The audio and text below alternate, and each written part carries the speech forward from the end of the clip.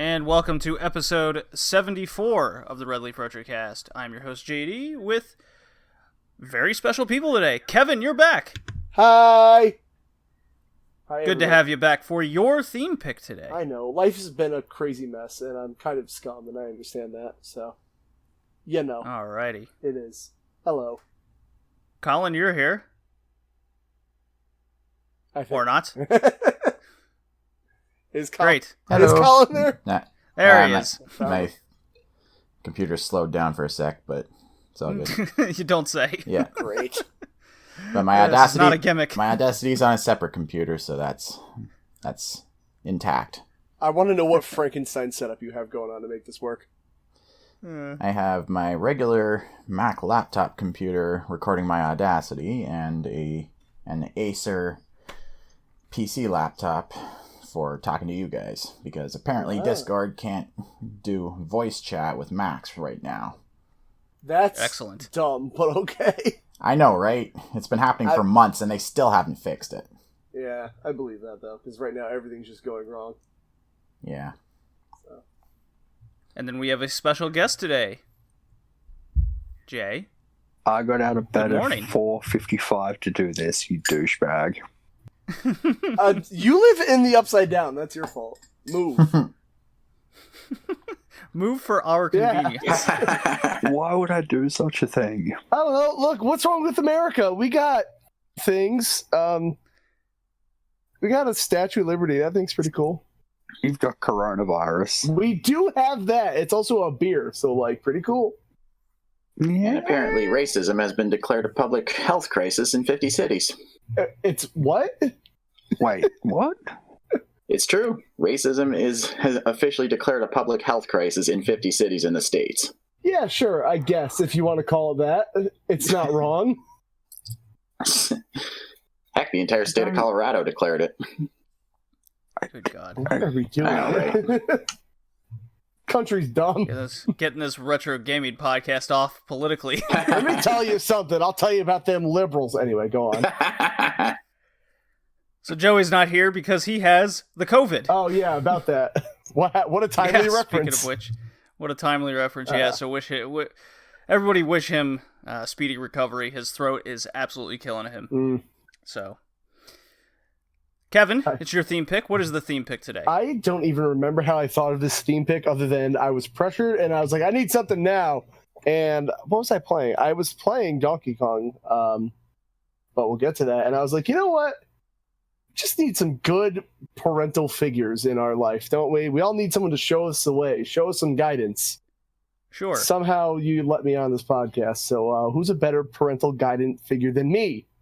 Obviously, listen to everything I say.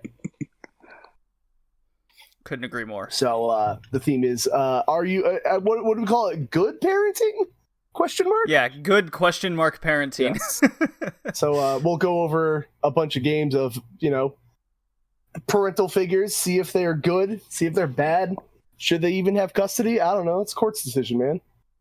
Yeah, one way or another, we're going to have a parent to talk about in the games ahead. So, a strong lineup of games, I would say. I would say it's apparently going to be obvious.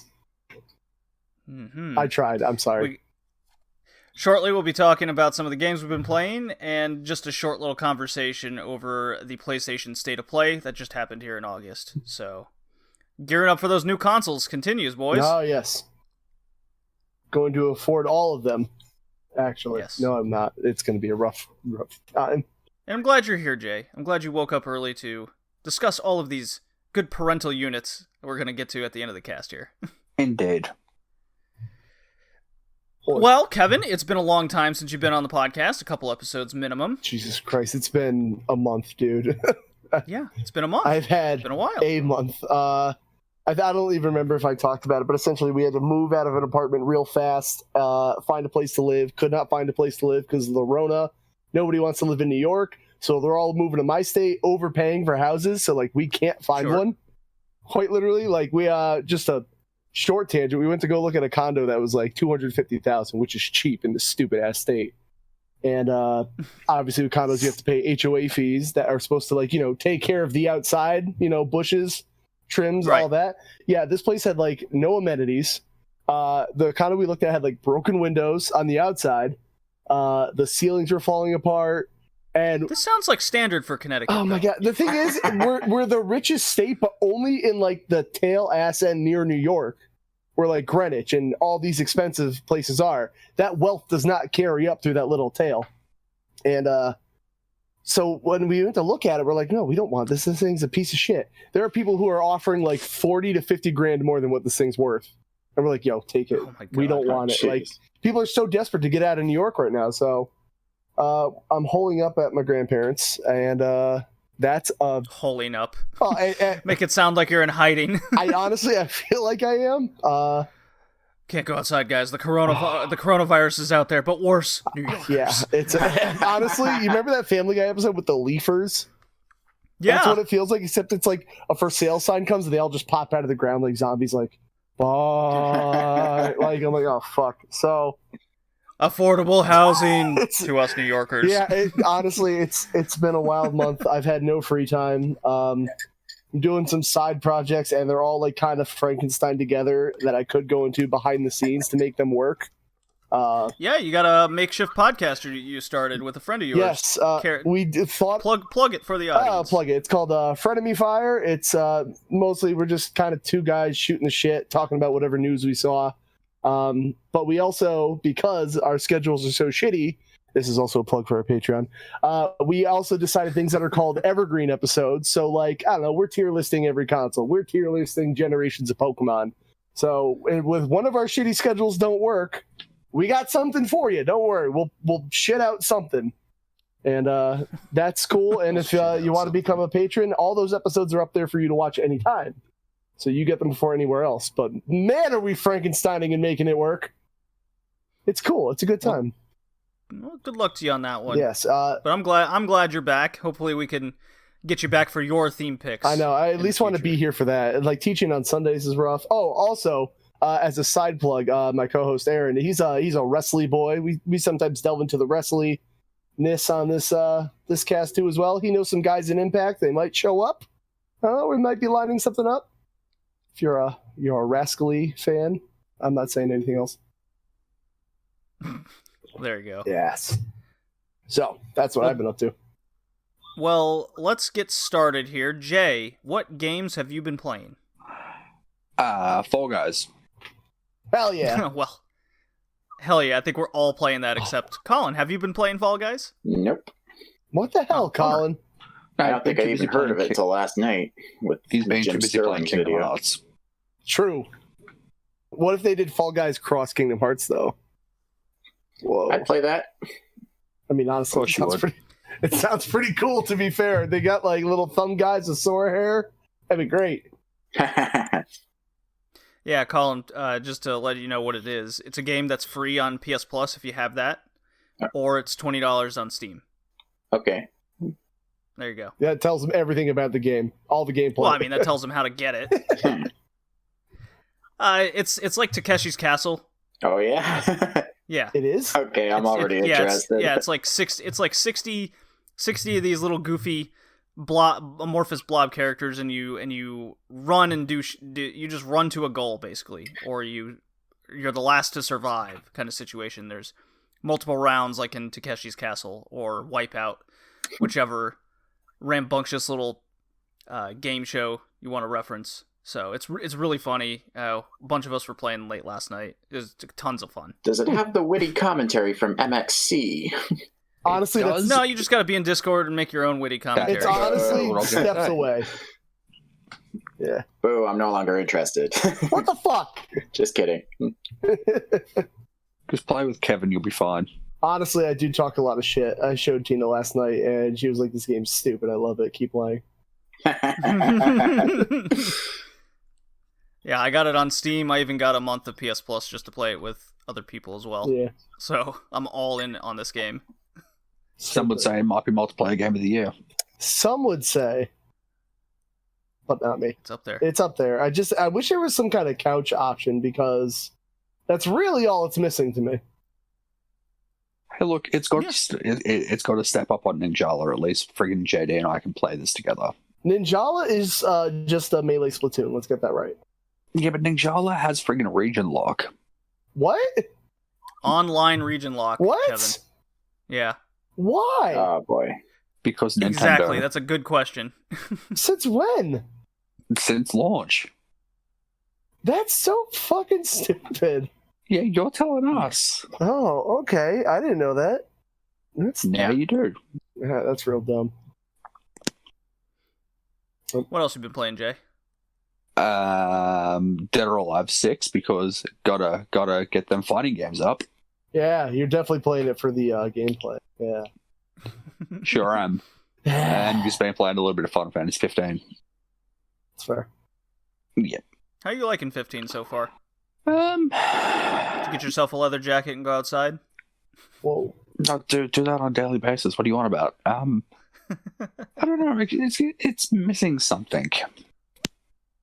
Can't quite put my finger on it, but maybe the further I progress, the better it's going to get. I don't know. It seems a little bit too... I don't know. Very descriptive. I know. Very descriptive. Now look, it just seems a little bit too emo. Well, I mean, not wrong. Nice. Not wrong. And it's also just like hold circle to win, which I don't like. Well, yeah, it's got the action style format of gameplay, just like Final Fantasy VII did, but not refined quite yet. Yeah, 7's combat was heaps better than this. Just saying. There you go. Colin, what you been up to? Your arm's still in one piece? Yeah, it's largely back to normal at this point. I've actually been in for a sim session for my DZ license training and been able to work the shifter. It's just like an hour-long thing. Somehow I actually got a little bit motion sick doing it because it's got like the three screens instead of just one. So after an hour, I started getting a little bit sick. I was surprised too. But aside from that, I've been playing Hollow Knight. And let me tell you, this map is fucking huge. It's a big game. Yeah. It's a very large game. Yeah, there's at least 8 different sections, and they're all bigger than any one section in a Metroid game. But I did a long play of it last night, got a whole bunch of upgrades, and beat a couple of bosses, so I'm having fun with that. And maybe you guys already found out, but Cuphead has come out on the PS4. Yeah, out of nowhere. So I snatched that up straight away. And I've been playing that alongside Hollow Knight. How far are you in Cuphead? I just beat the balloon clown boss. Gotcha. All right. Very, very, very start, basically. Yeah. Yeah, it's challenging, but I've played Celeste, so it's not a level of challenge I'm unfamiliar with. Oh, Celeste is so good. Damn right. I love that game. So good. So good. I still haven't beaten the final DLC, but the final thing you have to do in that DLC is insane. It's not just hard, it's long. That's what she said. I'm 12. Fine, just let me be the person I am. Keep them coming, dude. Don't worry, we won't script you. Nice. Alrighty, Kevin. Hey. Tell us what's up. Ceiling. Anyway, no, I've been playing. You're off the cast. Oh, all right, fine. I see how it is. I guess. I've been playing a swell of things. I had a little bit of free time during the weeks because we're now on like a little bit of a layoff again. So had some time. Oh, fun. Yeah, I know. This has been a hell of a year. You don't say. Yeah, some people would call it shitty year. I've been playing. Let's see. I could do everything, but I'm not. Right now, I'm playing Dragon Quest VII on my 3DS. Oh. Because I realized I looked at all my 3DS games. I was like, I've beaten all of these, or at least like played them a good amount. I was like, I need a new 3DS game. I was in a GameStop by mistake. Don't know how I got there. And Dragon Quest VII was marked at $20, and I was like, that's wrong. So I brought it up to the counter, bought it. Wow. Yeah, and so I've been playing that. I don't know what it is about Dragon Quest games. Maybe it's because like they're like kind of not overly simple, but like they're very basic like gameplay of RPG, and it's just therapeutic to grind in that game, man. I don't know what it is. Like it's just fun to like go in, beat up the stupid monsters, get some levels, continue on your quest. This one takes a long time to get started. I guess the big criticism of the first game was that like it just takes forever to get started. Like you spend like a good 2-3 hours walking around, dialoguing, and just waiting to get in a fight. I feel like they cut down in this one a little bit because it had a slow start, but not that slow. But I think Dragon Quest VII is over 100 hours. Yes, the 3DS one I looked it up is like 72 on how long to beat. Buddy. Well, it's shorter than Persona 5, so take that for what you will, I guess. I'm like 25 hours in it, and I feel like I've done a lot.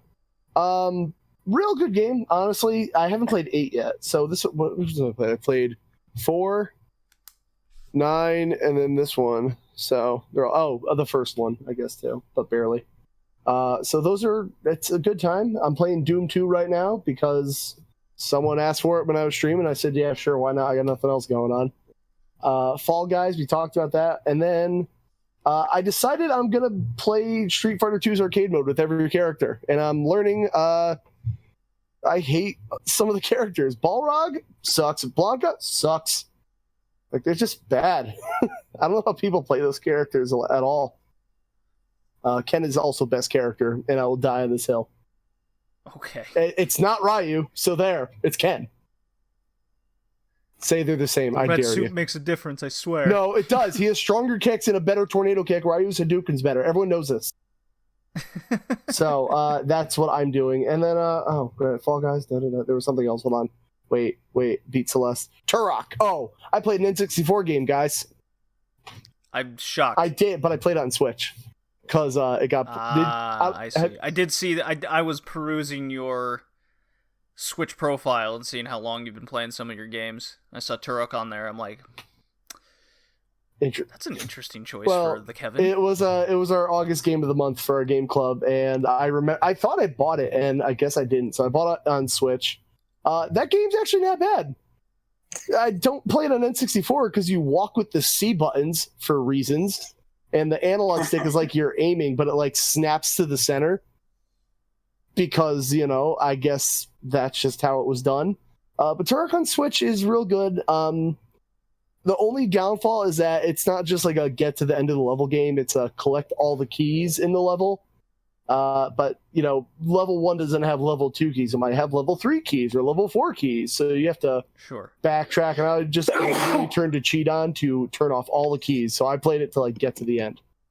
And that's how I played it. I don't know. That game's real good, stupid fun if you like that era of shooters. And N64 polygon models that are way too up-resed that you don't want to look at. Jeez, Darth Vader. Yeah, Jay's tired. I can tell. We woke him up. I'm sorry. Or what you're saying is just so boring, and we got to move on to me because I'm more important, wow. And everyone's excited to hear what I'm saying. I think that's what he was saying. Yeah, that's exactly what Jay said. Thank you, Jay. I agree with you. I didn't say nothing. Yeah, we all read between the lines. Yeah, Turok. The last time I played a Turok game was 3 years ago for the podcast. And that was Turok 2. So is that one any good? I don't remember. You don't remember? No, I don't have a memory. I don't remember what we said. I think we commented how long it is. Okay. And it was hindered by the controls because of the N64. If I remember correctly. A game hindered by the controls of the N64? Whoa! Wild. Whoa, I can't believe that would be a thing. Do not believe what you've said. Yeah, I know. I get that. Yeah, we spoke about Fall Guys already. Been playing that. Still making my way through Ghost of Sushi. Ooh. Nice. Yeah. Fucking fantastic game. I finally changed I took the sick black and white, like, mid-battle picture. Absolutely loved it. Put it as my desktop background now. It's the first time I've changed my desktop in, like, three or 4 years. It's one of my favorite games of 2020, just bar none. It's so awesome. Been playing Dreams. VR mode came out. Very excited. I've been following a couple YouTubers that they keep putting out like best levels of VR or horror VR, all kinds of things. Someone made a Silent Hill-esque experience in Dreams VR, which scared the piss out of me. Don't play that drunk, because you will freak out. Not that I speak from experience. No way. So a lot of these new games coming out, especially in July here, have just been taking up a whole chunk of time. So of course I have no update on Final Fantasy VI for this podcast. I know, sad. You're just waiting to hear me finally beat this game. But it's the trial and tribulation of 2020 with me. I honestly thought you would just be playing Final Fantasy at the end of the... Well, you were breaking up there, so I'm so happy that you agree that I just have to keep chipping away at the game until I finally... I'm saying you're just going to play that till the end of time, aren't you? It's gonna happen. That's fair. I tried to play a few games for the podcast, at least with the intention of beating them, but what I ended up concentrating on was having fun with Fall Guys and Dreams VR. Another game came out called Pistol Whipped. It's like Beat Saber mixed with Super Hot. It's really cool. Pistol Whipped? It's called Pistol Whipped, yeah. I'm looking this up. Yeah, so it's I'll speak about it more for the Modern Gamecast, but the short version is it's a gun shooty game in VR in which you kind of match up with music. So it's pretty sweet. Really cool VR game. I recommend. I can't wait to talk about more and play that more. That's kind of what I've been doing. More Paper Mario, of course. So we're just sticking with the modern games basically from July, which we just came out. Jay and I just recorded our August episode and released late last week. Ooh, so this looks cool. I'm looking at Pistol. Yeah, it makes you want to have a PSVR, doesn't it, Kevin? I mean, if you're buying it for me, but I don't know if you heard, I'm trying to buy a fucking house. So. Nah, come on. You just got to keep hiding away in Grandma's basement. Yeah, I'll be like a real Game Boy now. Whoa, Game Boy. All you need to do is say horrible opinions on Twitter. Okay, all right. And then so you got that step all down, right. and then you just have to. Everyone's like, "Get out of your mom's basement." You just like middle finger, Grandma's basement, bitch. Yeah, Haha! You're so wrong, idiots. They don't know anything about me. Oh boy, yeah, that's what I've been up to. All right. So maybe next cast I'll have a Final Fantasy VI update. I still fully intend to beat Panzer Dragoon Saga as well. Nice. So one thing at a time. Final Fantasy VI update, still playing. Don't mind me. I'm still playing, don't worry. I haven't gotten anywhere. Nice, all right. Yeah. All right, let's talk about this PlayStation State of Play that happened in August. Still no announcement for the price of the PS5 or its exact release date. They went over Crash Bandicoot 4, It's About Time, and I listened to a big interview from one of the developers, and we all liked Crash Bandicoot 1, 2, 3, right? We like those games? I believe so. I liked 3. Most people would say they're first good 2. games, I would think. Agreed, Jay? You like it? Jay's dead. You went to piss. No, he went to... Of course he did. So I'll speak for Jay. Oi, governor, I like them, eh? That was more English in Australia, but you get it. It's there. Just add koala at the end, and I'm sure everyone will understand. Yes. There's a giant spider that's going to kill me because it's Australia. There, see? It's Jay. Yeah, Stone and flaming crows, the dingoes ate my baby. The dingoes ate my baby! Oh, I'm so glad you brought up dingoes. Oh. It was revealed that you can be Dingodile in the game. Okay. Never heard of him. Sure. What? He's the crocodile character Oh, I didn't know. that you... I didn't know how to name. Yeah, Dingodile. Oh, of course. Dingo Dial. Duh. That was my favorite character from Crash Team Racing. Was racing as Dingodile. Jesus Christ, what's going on over there? I mean, he's a crocodile cross friggin' dingo. Get your facts right. Oh, Yeah. Good. I'm glad But Crash... he came out of the bathroom to correct us on our facts. So yeah, Crash 4 is really taking a page out of what made those first 3 Crash Bandicoot games so much fun and interesting, and now they've given more of a platform for the other characters in the game, Cortex, Dingodile, and Coco. So I think it's going to be a knockout of the park. What it's looking like. Hitman 3 was revealed to have a full VR mode in the game. Yeah, saw that. That sounds horrifying. And you'll be able to do VR missions from the previous 2 games as well. So how much of those previous 2 games is actually in VR? Because that's something I was confused on. None. I thought that you said there was missions from the other 2 games. Yes. Yeah. Yes, I'm saying. And they will be in Hitman 3 in VR. They're redoing it.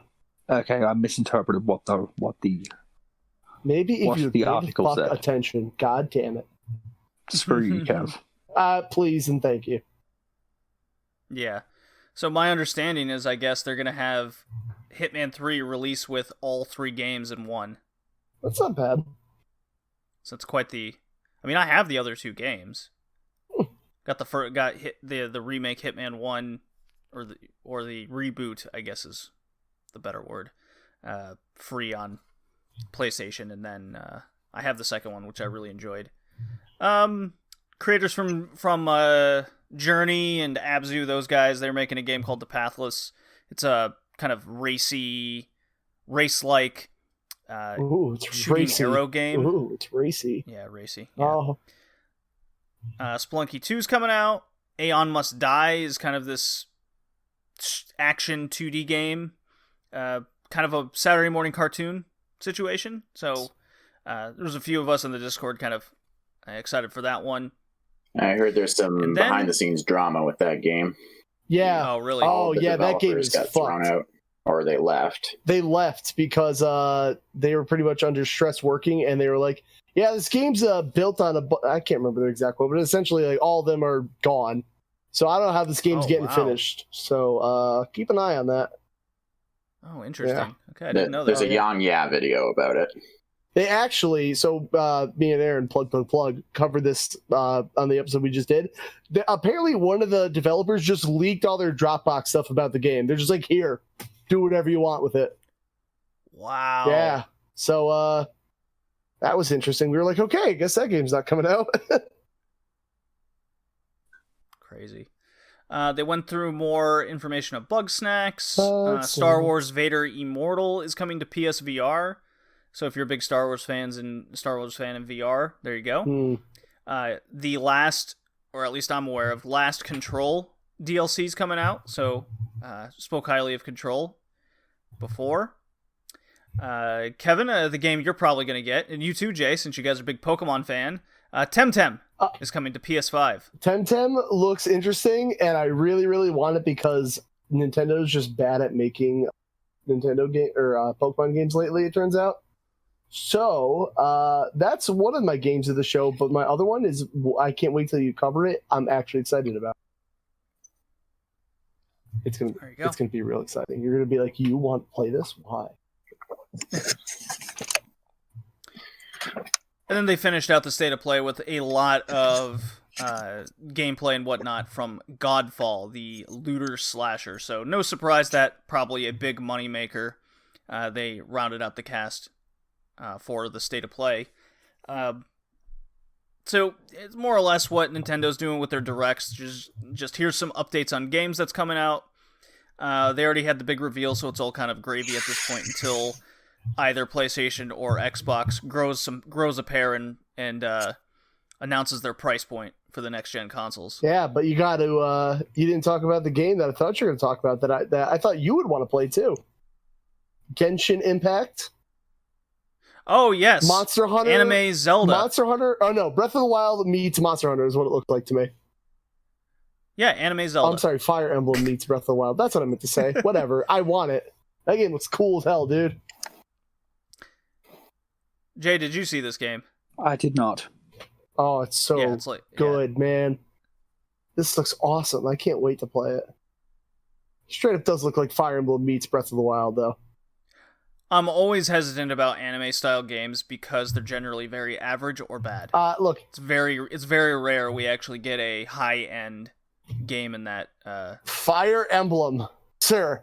Yeah, Persona. that's been out for decades. And my point the stands. exception of the rule. Yeah, we don't need it anymore. Just make Fire Emblem It's again. very rare we get a game like this. Astral Chain is like the once in the generation exception to that as well. I'm gonna throw about another Persona 5? curveball. Persona 5.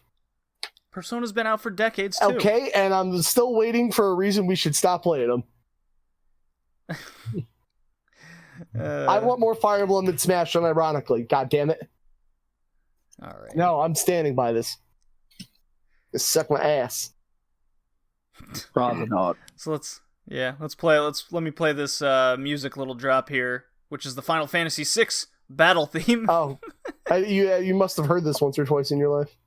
I've heard it a couple times. Oh, good. In 2020. I am sharing my enthusiasm for the game. Here we go. Wow, I heard that. That sounds so good.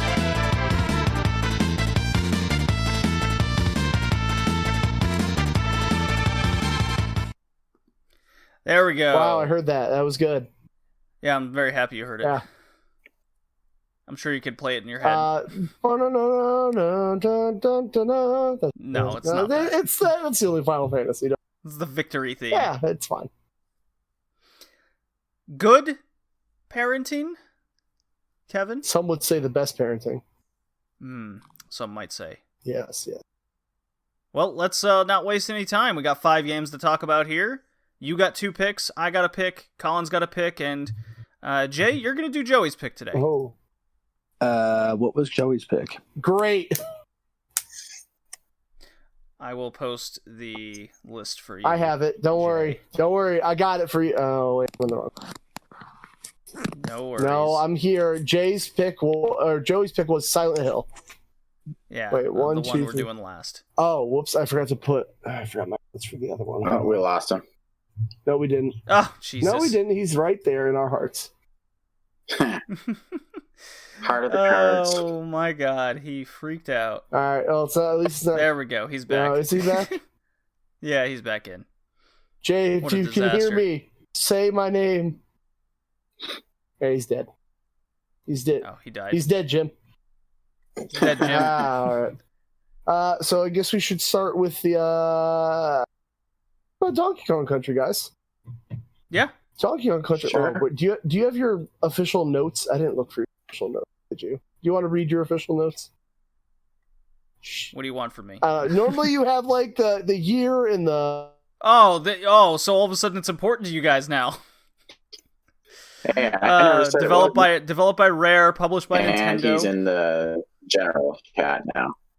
You got Oh my bumped up. God! Oh my- Everyone's just we're falling apart. No, I was going into Discord to find your notes, but I clicked on general voice chat, and now I'm just Jesus! everything's What a disaster! Everything's wrong. You normally have, anyway.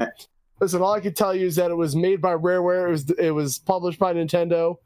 They use those silicon computer things to make the Donkey Kongs look real intense. This is why I needed your. Came out in November '94. This is what I was looking for. Thank you, JD. Thank you, JD. Yeah. So, there's a lot of internal controversy around Donkey Kong Country. I don't know if any of you guys know. Shigeru Miyamoto doesn't like this game. Really? Yeah. Which actually plays into the second game. Is a little tangent. That's why Donkey Kong's actually trapped in the second game, because it's kind of like, oh fuck you, don't like Donkey Kong now. He's a victim. So anyway, the guys that worked on this game did the silicone graphics. This game looks amazing for a Super Nintendo game. Honestly, you could probably mistake it for an N64 game. Maybe. I don't. I mean, it's pre-rendered stuff, so it's 3D models, right? Technically. So you can go on the adventures of Donkey Kong and Diddy Kong, who are on the most noble of quests to get back all of Donkey Kong's bananas, because monkeys like bananas, guys. I don't know if you knew that. And you platform around levels with all these pre-rendered backgrounds. Everything looks kind of 2.5D-ish. I still think this is the best-looking Super Nintendo game out there. Interesting. It is. But the reason we're calling it a parenting game is I don't know if Donkey and Diddy Kong, what their official relationship is. Does anyone actually know that off the top of their head? I think they're just best friends. Okay, well, they're best friends. But Donkey Kong is kind of like a father figure to Diddy Kong. And as you play this game, they work as a team to platform through the levels. But you can also use... Wait, can you use Diddy Kong as a weapon in this one, or is that just number 2? I think that's 2.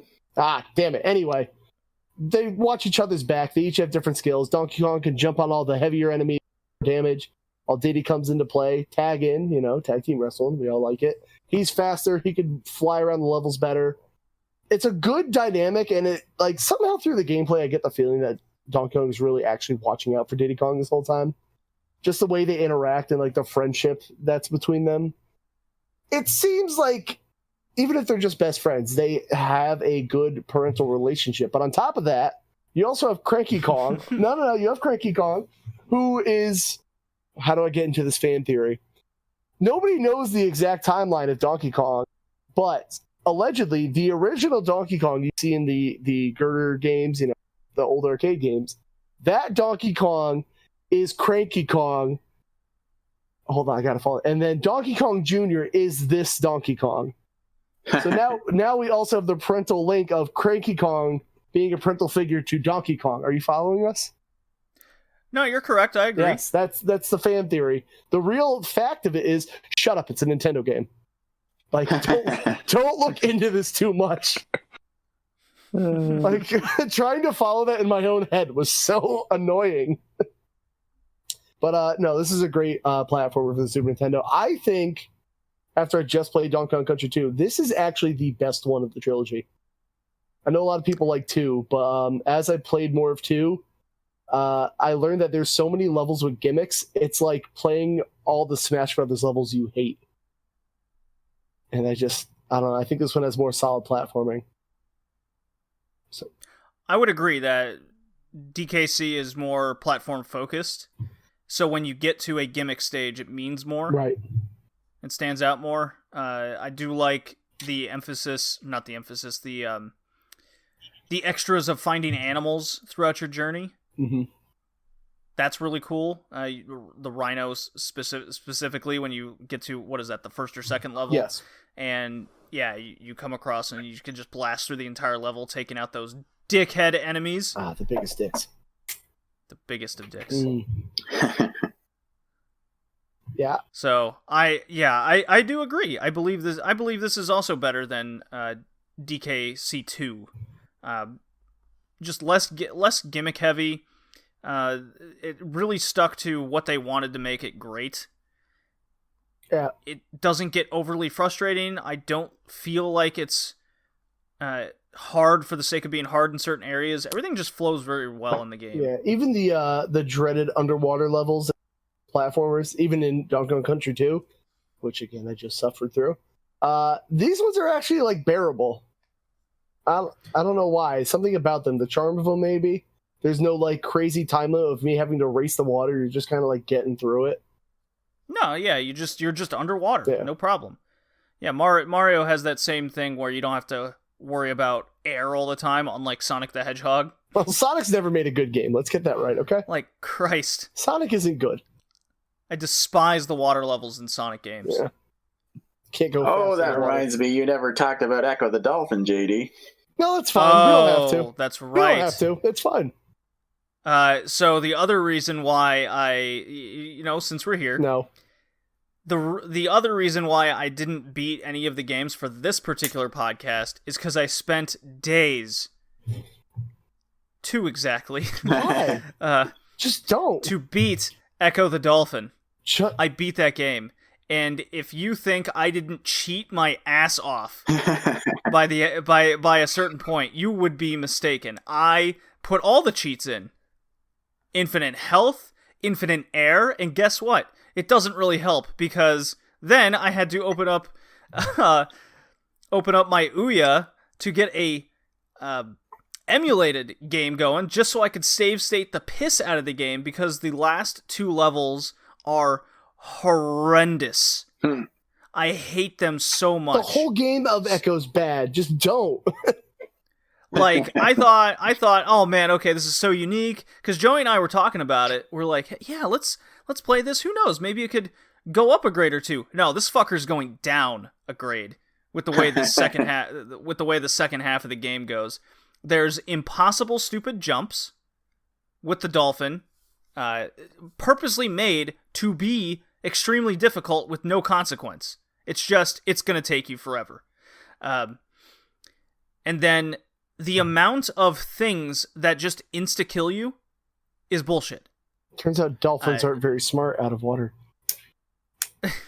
So most notably is the very last stage called the Machine.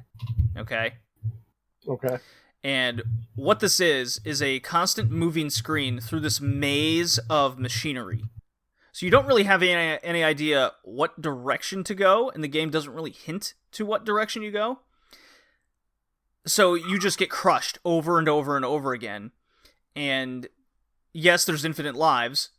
But it's like 7+ minutes long of just going through this ever-moving maze. Then, upon that, you get to, along with the maze, there's these like alien creatures that just come from all directions to just rip your health away. Luckily, I had infinite health on, so didn't have to worry about that, but I still had the getting crushed at any moment stupidity that this game put in. And then if that wasn't enough, the final boss is a big fat alien face that can kill you in all sorts of manners just immediately, and then if you die, you have to start the machine all over again.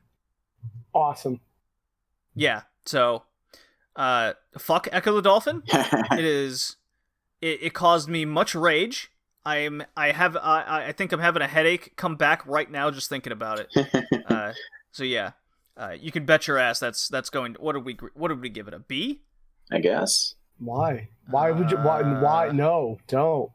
It's not a good game. Yeah, it was at a B prior. That fucker's going down to a C. It's just not a good game. Like, don't at all. So Don't. you're saying talking to your DNA did not improve the experience? It did not. No, there's a lot of unique things in the game. Like talking, like going back in time, the pterodactyl dinosaur stages. You know, the stages are mostly interesting, but there's just too many things that are in the game just to kill you immediately with instant death. It's cheap. It's cheap. It's very, very cheap tactics. You know what doesn't have any of that?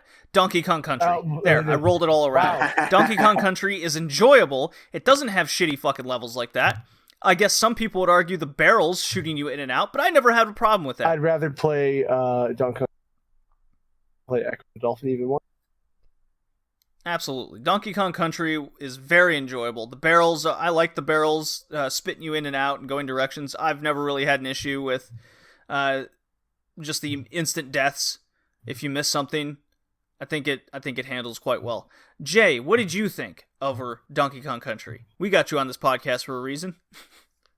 What, besides be tired? Yeah. You know, look, I completely agree with everything that's been said. Like, very solid platformer. The animals are a very nice change of pace that make the game a hell of a lot easier when they sporadically pop up. The underwater level, like Kev said, not terrible.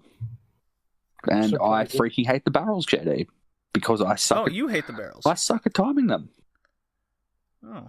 And, like, as you said, it's an instant death if you miss them, and personally I find that a little bit cheap, but hey, I've just got to time them better, and then I won't have issues.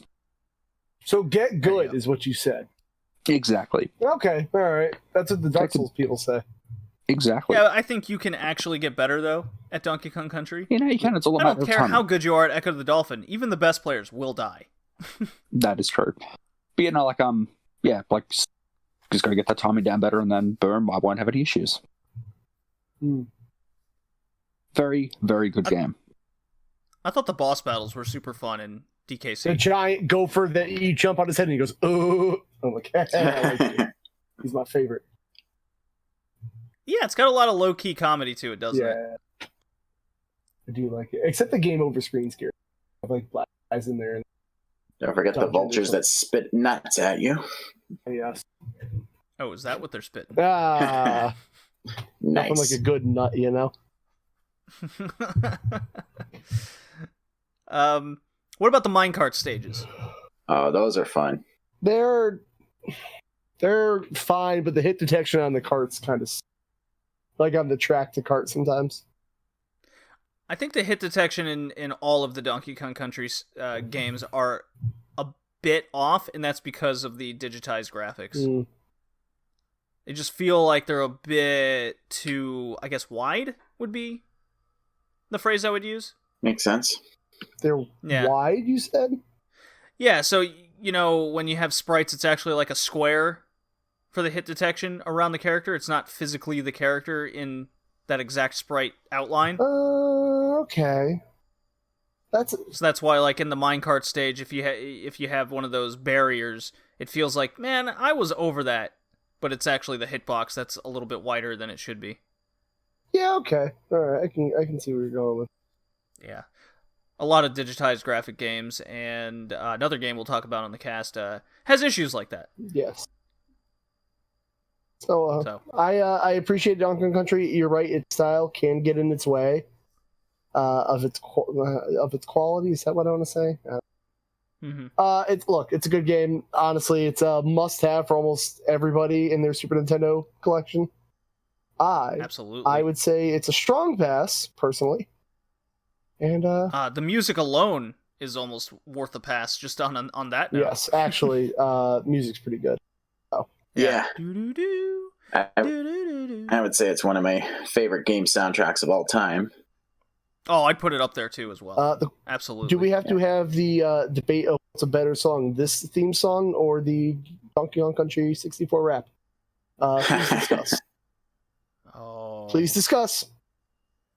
Because it's this one. It's Country is better. Done. Yeah, no, I'm with this.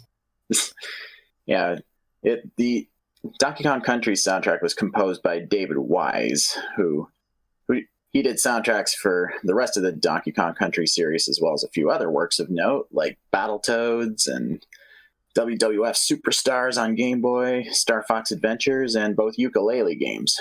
Oh. That makes sense. Kind of wish he'd gotten to do more high-profile stuff, but I'm happy with what we got. Very good. Easy pass from everybody. All right, second game. I didn't get to talk about my feelings. You just skipped right over me. You don't have feelings. I'm sorry. Screw you. Go on. Yeah, I think, like many other people, this was a staple of my childhood. So it's like everybody I knew who had a Super Nintendo had this game. And I still remember visiting my cousins with my siblings, and we were taking turns playing through. And at one point, we were at one of the treetop levels. We had only one more life with only Diddy on screen, and it was my turn to play. So everybody kept saying throughout the playthrough, if you die, you're dead. Well, they're right. If you die, you are dead, some would say. Dead in real life, too. If you die in the game, you die for real. Everyone knows that, Colin. Damn right. People die when they're killed. It's that simple. I can't remember if I died or not, but it's most likely I did. What anime is that from? What? Sword Art Online. Oh, okay. People will die if they are killed. That's a great. Well, I guess technically it's from .hack, but I thought what I was quoting was Fate, but that's fine. Yeah, Fate Stay Night, I think. Oh, you're talking about that other the Yes. second quote you said. Okay. Yes. Yeah. Yeah, it's a bit weird coming back to Donkey Kong Country after having covered Donkey Kong Country 2 in a previous cast. Yeah, and we've even done 3 before as Yeah, well. even before that, so we did these in reverse order. Yeah. We're wild and crazy. It's like us going back to Star Fox after having covered Star Fox 64. It's the same game, to be fair. Yeah, I actually found this game even easier than I remember. But then again, Yeah, I did too. Maybe that's just because I played it a million times before. I'm actually going to go against the grain and say I still like Donkey Kong Country 2 better than this one, but maybe that's just because I haven't played that one a million times before. I will say DKC2 peaks at the first world. Which one? Donkey Kong Country 2. The pirate ship thing. It's real cool, and then after that, I'm like, yeah, this is annoying now. Yeah, I managed to beat this game in 2 nights, so... Hey, look at you. Yeah, the game's only about 5 hours long, I probably got about halfway through myself playing it for the podcast. It goes for about $20 on the Super Nintendo. Very much worth it. I think that's a very affordable price. Yes. Yeah. For a game this good. Yeah, definitely must have. Yeah. No doubt. So yeah, easy pass from me. All right. Sold. Now we can move on, Kevin. Hey, I'm moving on to some would say the most annoying Super Nintendo game with a baby in it. It is Super Mario World 2 Yoshi's Island, or as normal people call it, Yoshi's Island. Nobody calls it Super Mario World 2, ever. Joey's favorite Mario game, by the way. That's okay. Neat. I can see that. Yeah, so Mario World 2, I mean, I don't like calling it that. I guess your fatherly figure in this, because themes, is actually Yoshi, because through Nintendo logic, Mario and Luigi are being delivered, because that's where babies come from, everyone knows. And the stork just like drops them and says, fuck it, drops them with a bunch of dragons, and these Yoshi take it upon themselves to deliver Mario and Luigi, presumably. You really only see Mario in the game, don't you? To take them back to their parents. How do I put this? It's a solid platforming game that I almost find too easy, because the gimmick behind it is that you have Baby Mario. When you get hit, you have a time limit to get Baby Mario back and then rescue him. It's kind of like having the rings in Sonic, but if the rings made an ear-piercing shriek the whole time.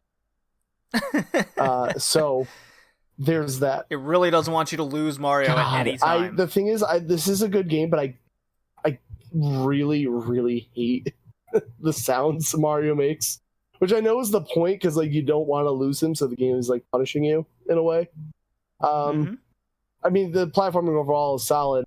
Only a few complaints I have with it is, like, I know they have coin gimmick. I hate that you don't know which coins are the red coins you collect them. I noticed that some of them are slightly more orange than the other coins. You might be right, but I can't tell when I'm playing that fast. I'm like, oh, there's a red coin. Okay, got it. The lack of a HUD really is kind of weird. I know, like, we just played Donkey Kong Country, and that kind of had no HUD either, but something about it in this game makes it just out of place. I don't know. It seems like something's missing from the screen the whole time. You get to play the different color Yoshis, which don't really do anything as far as I can tell. But the game's really cute. That's my favorite part about it. It's adorable. I love Baby Mario, minus his annoying cry. How many worlds were there? I only got through like 2. There's 6 worlds, I believe. 6, okay. You know what? Believe it or not, I played and I thought they were a direct port. It is not. Which is annoying. But I played a little bit of the second one more, or the DS one more than this one. They play the same, they're just like differently laid out. But it's a good platformer. It's just Baby Mario's annoying. He's adorable, but he's annoying. Well, the big gimmick in Yoshi's Island is 2 things. Yoshi has a flutter jump where you can hold down the jump button, yes. and he goes. Go ahead. Yes. Not in this game though. That's just Smash Bros. Oh, he does it in this, doesn't he? No, he doesn't. He does like a flutter sound of some kind.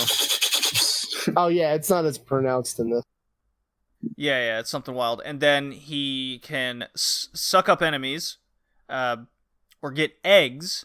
So you suck up an enemy, press down, and that'll turn the enemy into an egg, and which he can then throw, and an X cursor will go back and forth, also making kind of an annoying sound. I'm glad you brought up the egg. So let's bring on to the next topic of discussion on way too deep thinking in Nintendo games. So Yoshi, we assume, is a male, correct? Yes. I guess? But he lays eggs, which would make him female. I guess it's never been established that Yoshi's a male. All right, so but or that even has a or if it could gender. reproduce asexually. Now, question 2: so are those eggs, because they came from Yoshi's being, they must be to reproduce, right? Or it's like some sort of alien biologic response to eating a thing, and then it just poops them out into an amorphous blob egg-like thing to Chuck. Okay, because I was going to say, Yoshi's just pretty much sacrificing his own children to rescue this stranger baby that he's just decided to help. I don't know about that. Not if they're unfertilized. Yeah. And I'm glad you mentioned the coins that you can collect. Some are red. There's like a score at the end of each level in which it's how many red coins you found, how many like sunflowers you found in a level. Usually there's about 5. And then the other one is how much time you have left in the Mario clock, the baby Mario clock. So there's certain points that you can kill an enemy or get a block, and these little, what would you call them? I guess floating stars? Yeah. Rain down, and that'll increase your time. There's also checkpoints that give you an extra, I believe it was 10 seconds. That adds to Mario's time. So you're scored at the end of each level, depending on how much of each of those 3 things you have, kind of for replayability value. There's boss battles. You know what? I'm not a fan of the boss battles in this game. I thought they were very unimaginative. Yeah, well, with Nintendo games that like try to be very cutesy, I noticed a pattern of boss battles kind of like taking a backseat. Yeah, because I really just wasn't in the mood for Yoshi's Island. And when I got to these boss battles, I'm like, man, this is it? Yeah. I just throw an egg at this blob. I duck under this blob. Everything was very much the same. Yeah, a lot of blobs. A lot of blobs. I just wasn't really a fan of that. Now, the art style in the game is absolutely amazing. It's all hand-drawn aesthetic to everything with watercolors, I guess, what I would say. I think it's watercolor. I guess it's watercolor. Yeah. So somehow the game did come out in August 1995. So end of summer, beginning of fall 1995. Super Nintendo, developed, published by Nintendo. Of course, it's a Miyamoto-produced game. So got a theme going here. It also is a user of the, say it with me, kids, Super Effects chip. Whoa. Interesting. It is, but honestly, like, I forget, because it's not as impressive as, like, Star Fox. You know? But I guess. Well, you're not as keen to see what special effects that this chip was doing. I mean, but I think it's more of kind of the parallaxing in the background. It just needed that extra power. I'm not sure. Yeah, but I could have lived without it. So the reason I bring that up is because I don't know what the legality of the Super Effects technology is, but every time they re-release this game, it's never this version. They always do the Game Boy Advance version, and I don't know why. And I would like to know the differences. It's supposed to be a straight port of this game, but like, I don't know if the Game Boy Advance can do like Super Effects stuff. Yeah, the Game Boy Advance version came out in 2002. It was way later. Yes. But I wonder, like, what the actual differences are. Because I don't know why they only released that version. Why do I want to play with Screen Crunch, you know? Yeah. Well, this was the game that triggered a bunch of sequels for Yoshi games. So you got Yoshi's Island DS, Yoshi's New Island. This is where the kind of Kirby-esque spin-offs that came from the everything's got to have a theme / gimmick now. Blue World. Most notably the yarn or crayon look to some of these other games. Yes. Yeah. So it's very interesting. Yeah, there's like 6 worlds. There's over 40 stages. The game clocks in at about 11 hours. So there's a lot of game here. It goes for about $28. It's getting a little on the high side, but still affordable. I'd say it's definitely worth it. But yeah, I know what you mean, Kevin. It just felt like it was too easy. I mean, I think that's what they were going for, being that, like, you know, this stereotyping is we have like a baby Mario, so it kind of gives off the easier vibe in a way. Like, it's for younger kids, you know? Yeah, I guess. Maybe that certainly gives out a lot of lives. Yes, it's very generous with the lives, but I do like the piranha plant art. Weirdly enough, that's a random thing to point out about this game, but I really like it. Yeah, they just kind of pop out of the ground out of nowhere all the time. Yeah, kind of weird. This game got universal praise, no surprise, when it came out. Like 9 out of 10 minimum kind of situation here. I think we were all hungry for a new Mario World game. I wonder if it was. Oh, sure. I wonder if it would have sold as well if it wasn't called Super Mario World 2. Even though, like, we all ignore that subtitle, but yeah, I'm not sure. Not sure about that. Hard to say, but I can certainly see its influence in games moving forward, i.e., Smash Bros. Yes. Sure. Basically, all of the moves from this game made their way into that game, and of course, Yes. Matter of fact, yeah. And of course, Yoshi's Story for N64, I think, is essentially the exact same game. Oh, that's right. There was a Yoshi N64 game. Yeah, I thought you. I was wondering why you didn't bring that one up. Yeah. I don't think I've ever played that one. I am aware of it, though. It's not that great. Don't worry about it. Oh, that's a bummer. It's. Speaking of not great, Yes. Jay's Discord crashed. Oh, come on, Jay. Oh boy! He's taking a while to get back, so we'll see if he ever comes back. God. Hopefully he does. Colin, Colin, restarting his you've been computer. redeemed. Ha! Yeah. So if he gets back, I guess we can wrap back around to Yoshi's Island, because I know he's played this one quite a lot. Yes. Especially, I think he played the Game Boy Advance version, actually. Oh, so he can tell us the difference. Yeah. Alrighty. I hope he gets back. Or he got bitten by a So spider. I'll pass Yoshi's Island, but I'm not, like, totally blown away by the game. It's very nice to look at. It's very pleasing. Honestly, I don't think. I say this a lot. Honestly, I don't think if this was like a Nintendo game, people would do shit. Well, it's Yoshi. You got the Mario. I mean, it's fine. It's fine, yeah. It's a Yes. fine game. Yeah. No problem with it. And if you watched a lot of Newgrounds animations way back in the day, you can see where a bunch of the sprites came from. Yes. Ah. So I get a lot of shit in my streams personally because I was saying how like no game in the world is perfect, right? Every game Impossible. I know. I like no game is perfect. There's always something you would improve in a game, right? And somebody brought up Super Mario World. This kind of ties in with this a little bit.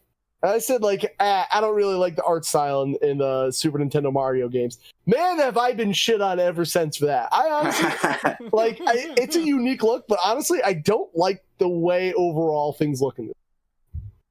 Like, I just Fair don't enough. like the aesthetic. I don't even like the way Super Mario World looks. I think or maybe it's because I think of all the cheap Flash games that came out and it triggers something in my brain. But like, I don't like how these games look, honestly. Like, I don't know. I get the art style was unique, very good, but like, I don't know. It just looks so cheap.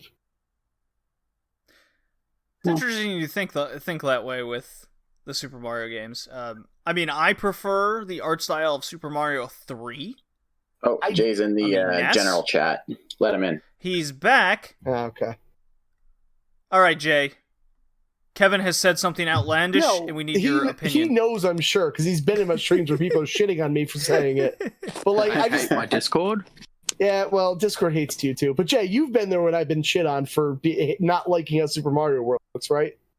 Correct. Yes, I'm with it on this game too. I don't know what it is about the Super Nintendo Mario game.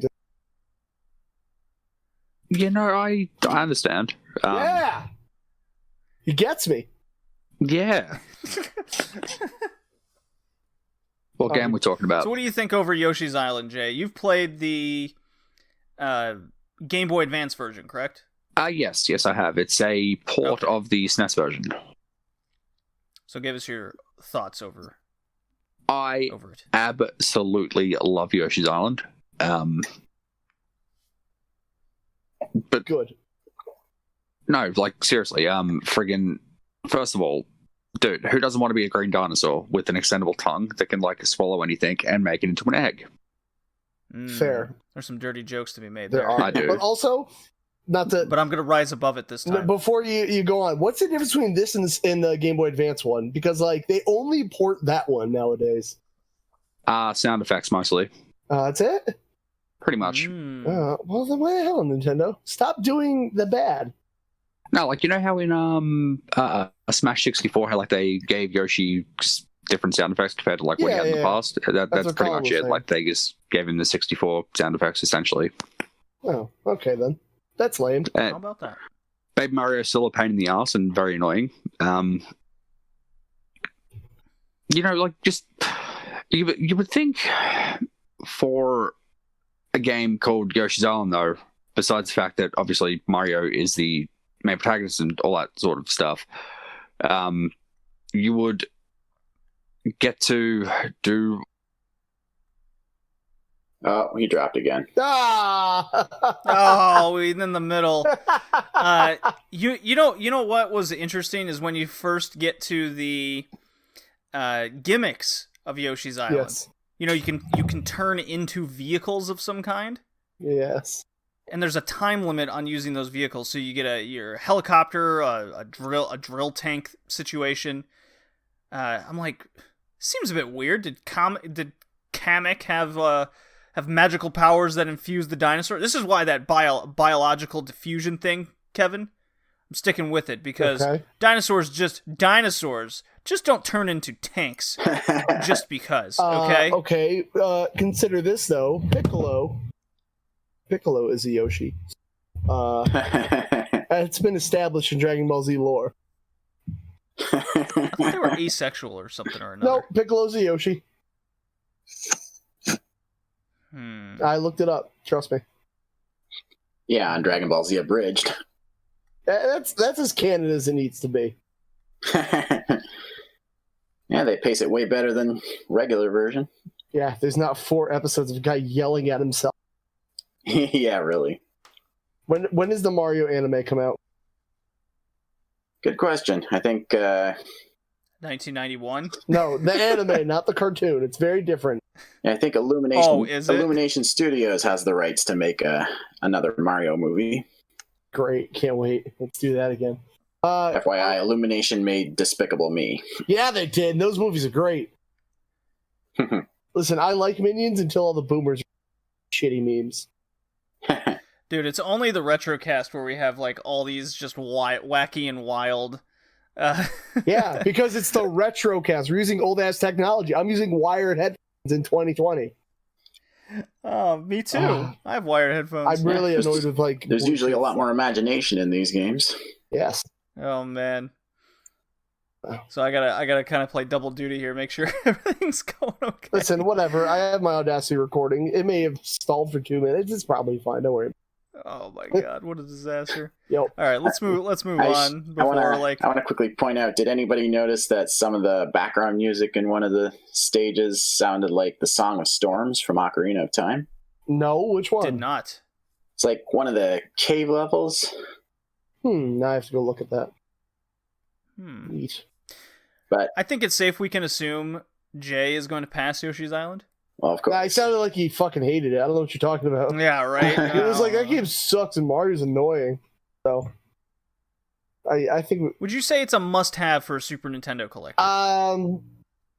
If we're calling the must-have, I would say no, but it's like the tier right below that. Like Super Mario World is, and Donkey Kong 1 and 2 are, but like this one, it's like because you can get it on Game Boy Advance if you really wanted it, you know. But like, when it comes to like what's more notable, Super Mario, you know, not this Yoshi's Island thing. You know what? There's always those like defining games of the console, and those are the ones you get first whenever you start collecting. And then there's the second tier, like your second list you make. Right. This is on outside those like first 10. Yeah, this is on that second tier of like, oh man, got to get that one. Yeah, no, I can agree with that, because when I first got my Super Nintendo, I wasn't like, man, Yoshi's Island is the first game I gotta get. No, it was Donkey Kong Country. That was like top of the list there. Not Super Metroid. What a weirdo. Actually, I think Super Metroid came later just because it was more expensive. It is very expensive. Maybe. I think it's like a $50 It's probably more now. I just went to my... And side tangent before we get to the next game. Guess how much DK64 was going for? Oh, I imagine that's like $45. It was $40. I saw them price it, put it out, and it get picked up within an hour. Wow. Like, people want that Nintendo first-party shit. Put it in their veins. You're not NBA wrong. Jam 2000. Take a guess. A fucking random ass, like, I know it's NBA Jam, but those ones aren't the ones you remember of NBA Jam. Guess how much? Guess how much? $100? What, on the Super No, Nintendo? on the N64. $100? Oh, jeez, no, I would slap them if they did that. NBA Jam, $20, I guess. I think it was 22. What a random Yeah, number. look at me. You're on price charting right now, aren't you? No. Yeah, no. And 64 games are wild right now. Alrighty. Yeah. So we all pass them? We all pass Yoshi's Island, Except Jay. Jay hates it. Okay. Yep, I pass it. Alright. Definitely failed it. I'm so excited. It's my pick. I'm Oh boy. ruin this for you. We began the journey of pain on the last podcast. I'm just gonna Fun. Yeah. Not enough N64 games, you say, Kevin? No, it's fine. I raise that. Not enough 3DO games. Yes. I have brought you another one. Bad parenting, you say? Oh, how about a child kidnapped and taken to Wayfair.com. mansion of horror? We're taking down to Wayfair.com. I've read this conspiracy. Go on. And it's our developer Infogrames. They're back. Oh, goody. Yay. Yes, they're back for more. We cover a lot of games from Infogrames. Except Roller Coaster Tycoon, apparently. Maybe we'll get it someday. So, my 3DO game for this podcast was Alone in the Dark 2, a game you saw me buy, Colin. Yeah, and I watched you play it briefly. And then regret. Oh, everything. you watched me play the beginning of this horrid experience of what this horror game offered. Yeah. So, for those that don't know, Alone in the Dark 2 is the sequel to the survival horror game Alone in the Dark, if you couldn't guess. Whoa, that makes sense. Crazy. Whoa. And the 3DO version was the first console release of this game. It was later ported to the Sega Saturn and PlayStation, but you think I'm gonna play those versions? I suggest you get your shit together, because of course I played the 3DO version. Yeah, so it was also in Europe. It's known as Jack is Back. That's the subtitle to Alone in the Dark 2. That is the title? Jack is back, and he's here to slay the monsters. That's right. Yeah. Well, it's one-eyed Jack. Oh. He's this wild, like, immortal pirate situation thing. And then upon the re-release, it was subtitled One-Eyed Jack's Revenge. So there's another penis joke you could throw in there. So yes, basically this takes place on Christmas in 1924. 3 months after the first game, where Edward Carnby, our main man, and his partner Ted Stryker are investigating the kidnapping of young Grace Saunders. That poor child. Terrible parents let her get kidnapped like this. As I check in on Jay, if he's back yet, he is not. I like your total producer moves going on. Yeah. So there's basically a trail of clues lead him. And then Ted, the opening scene is Ted finding Grace Saunders, and a clown basically kills this dude, right? So think of It situation. Then Carnby gets there, and he finds out Ted's been murdered as he's perusing through the mansion. When that happens. Now, there's a lot of, just like the first one, there's a lot of books you read, and the books provide clues on how to stop enemies using various items you find through the mansion. Now, what separates this Alone in the Dark from the first one is the first one was mostly reading the parchments, reading the books, get your clues, and the item will also go with a puzzle to kill an enemy. The difference that they made this time around was now it's an item to straight up fight an enemy. So they kind of turned it into a more action-oriented game. You have a lot more guns than you did in the previous one. And Colin, you've seen me play this opening sequence of events in Alone in the Dark 2, where Carnby walks into the mansion and they're all like zombies. We didn't even get that undead. far. No. Well, you walk into the courtyard of the mansion. Yeah. Right? And you're supposed to kill the very first guard to get his Tommy gun, the Thompson. Hi, guy. That's oh my god, that's the noise they make every time you get spotted. Hi, guy. Yeah, it's very wacky. The problem with it being action-oriented now, with using the Tommy gun all the time and various other weapons, is you can either get stun-locked by the enemies, which of course will result in death, or the controls are so horrid and hard to actually aim that you'll just find yourself missing. There's situations where you'll be too close to an enemy and the gun will be behind the dude shooting. So it's very aggravating. There's also the problem with this game's clues being too cryptic as opposed to the first game.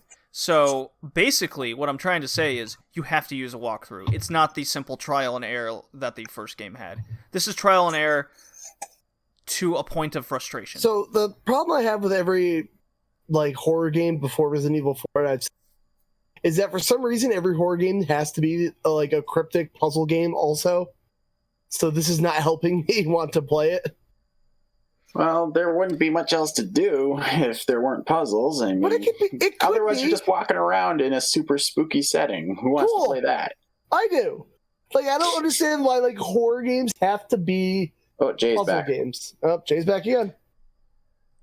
All right, I'll pull him add in. him in, and then I will do some out of context joke where Jay has no idea I was talking about him. Oh, Jay, here we are. Whoa, good chat about you. Let's hope that for whatever reason what is going on with my Discord doesn't happen again. Listen, Discord is the best, shittiest voice chat thing on the internet. Honestly, I wish there was something better to use than Discord. Oh boy. So Jay, now that you're back, we assumed you passed Yoshi's Island. No, I you did pass Yoshi's Island. Nope. I heard you say you Okay. hate it. You said it. You told me. So I'm in the middle of talking about the amazingly horrid experience of Alone in the Dark 2. Fail. F. Yep. All right. Good. Moving on. Moving Done on. with this. Yeah. So you want to talk about cryptic puzzles or just shit that the game doesn't tell you? That's a problem I ran into a number of times. That's why it's I have to read a walkthrough through in this. We can just take the very opening sequence of events. And Colin, you experienced this with me. Oh, I killed everybody. Go up to the mansion. Oh, you can't go up the stairs. Great. Go to the right. Oh, new enemies spawn. Of course they kill you because now you're out of ammo. Go to the left. Colin, you'll be happy to know that I actually found a teleportation portal. Really? Yes, so in the upper left-hand corner of the little map in that opening area, it's left of the mansion entrance that you can't use, is a portal that will spawn you in the basement of the mansion instead of using the anchor to push or to push the anchor statue and then you go down. Mm. Huh. Yeah. The other issue with this anchor statue situation that you got to push is you're easily stun locked by the enemies firing at you. So it almost encourages you to shoot the enemies, use your ammo, and hopefully you survive. Luckily, there isn't a save anytime option in this game. That's its one saving grace to make it at least bearable. I noticed. Yeah, save anytime option on the 3DO. I noticed that the game does the max pain thing of having the character heal by killing the pain rather than treating his wounds. Yes, he Except in this case, gets drunk. Yeah. In this case, he drinks whiskey instead of taking painkillers. How else would you heal the emotional scars of your wife leaving you? I miss you, Cynthia. What Yeah. a game. So, as you're perusing through the mansion and killing out all these zombies, I think the most frustrating part in the game I came to is at one point you get a bulletproof vest. Okay. Okay. And you would think, oh shit, I'm gonna put that down. It's gonna help me. Actually, this vest breaks Cool. because you take too much damage. It lessens the damage you take, sure, as you would expect it to, but it does break.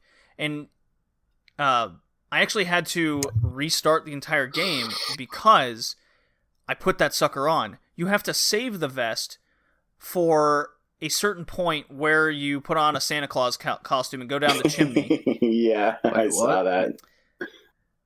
Yes, you heard me right. And that's when you get into this area with a bunch of the corporeal pirate dudes. You need to use the vest because you can't be stun locked while wearing it, and then you'll actually have enough health and ammo to defeat this one section. So, again, another case of you might as well just... After that point, I just stuck to reading the walkthrough and going from there. So... yeah, you do eventually find out that One-Eyed Jack is a pirate that got on the Flying Dutchman, and he was kind of cursed for exchanging his soul to this voodoo woman for eternal life. So that's the whole deal. So, Pirates of the Caribbean. Yeah, kinda. Kinda. Okay, I was following the plot. You were following the plot, Yeah. Kevin, you say? You keep cutting out. You keep cutting out, I don't know man. what to tell you. I got nothing. This whole cast has gone to shit. Listen, that game sounds fucking wacky, and I would love to watch somebody play it. I ain't gonna play it. Oh, it's really wacky to like watch someone either playing it blind and they just lose their minds, or someone trying to explain like, yeah, this is what you have to do. I know it doesn't make sense, but we just move on anyways Cool. with it.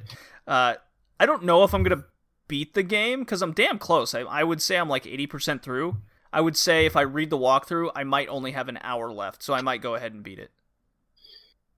Yeah, I remember at one point you have to use a pipe cleaner to move a key out from the other side of a door so it falls to the floor. But before doing so, you have to slide a piece of newspaper underneath so when the key falls, you can drag it underneath the door. See, that's a good puzzle. And then immediately after... This game does have some really good puzzles in it. And then immediately after opening the door with the key, you take a paper bag, blow it up, and pop it to get an enemy to appear. Old school video game puzzles, am I right?